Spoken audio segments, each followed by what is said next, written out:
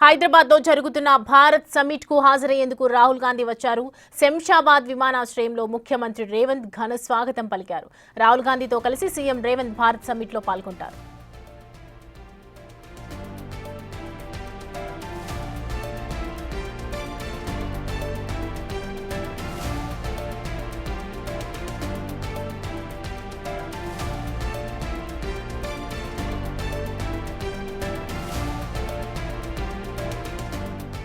హైదరాబాద్ లో జరుగుతున్న భారత్ సమ్మిట్ కు హాజరయ్యేందుకు రాహుల్ గాంధీ వచ్చారు. శంషాబాద్ విమానాశ్రయంలో ముఖ్యమంత్రి రేవంత్ ఘన స్వాగతం పలికారు.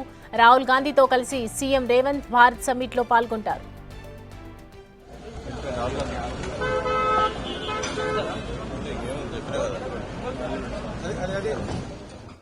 ఈ అంశానికి సంబంధించి పూర్తి డీటెయిల్స్ మా ప్రతినిధి సురేష్ అందిస్తారు.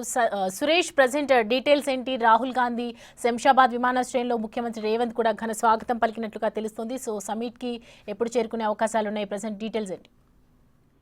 హైటెక్ సిటీ నోవోటెల్ లో జరుగుతున్నటువంటి భారత్ సమ్మిట్ లో పాల్గొనేందుకు కొద్దిసేపటి క్రితమే రాహుల్ గాంధీ శంషాబాద్ ఎయిర్పోర్ట్ కి చేరుకోవడం జరిగింది. అక్కడికి సీఎం రేవంత్ రెడ్డితో పాటు డిప్యూటీ సీఎం బట్టి విక్రమార్క కూడా చేరుకొని ఘన స్వాగతం పలకడం జరిగింది. అక్కడి నుంచి రోడ్డు మార్గాన ఓఆర్ఆర్ మీదుగా హైటెక్ సిటీ బయలుదేరి వెళ్లారు. అయితే మరికొద్ది సేపట్లోనే హైటెక్ సిటీ నోవోటెల్ కి చేరుకొని అక్కడ భారత్ సమ్మిట్ లో రాహుల్ గాంధీతో పాటు సీఎం రేవంత్ రెడ్డి కూడా పాల్గొననున్నారు. అక్కడ రాహుల్ గాంధీ ప్రసంగం ఉంటుంది. భారత్ సమ్మిట్ కి సంబంధించిన ప్రోగ్రామ్ లో ఈ రోజు పాల్గొనడానికి హైదరాబాద్ చేరుకోవడం జరిగింది.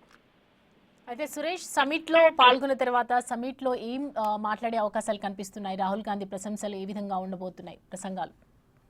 2 రోజుల నుంచి కూడా భారత్ సమ్మిట్ కాంగ్రెస్ ప్రతిష్టాత్మకంగా నిర్వహించడం జరిగింది. దానికి సంబంధించి ఈ రోజు రాహుల్ గాంధీ ముఖ్య అతిథిగా అక్కడికి చేరుకొని ఆయన ఈ సమ్మిట్ లో భారత్ సమ్మిట్ కి సంబంధించి ఉద్దేశించి మాట్లాడే అవకాశం కనబడుతుంది. ఆయన మరికొద్ది సేపట్లోనే ఒక 5-10 నిమిషాల్లోనే నోవోటెల్ హైటెక్ సిటీ హోటల్ కి చేరుకునే అవకాశం ఉంది.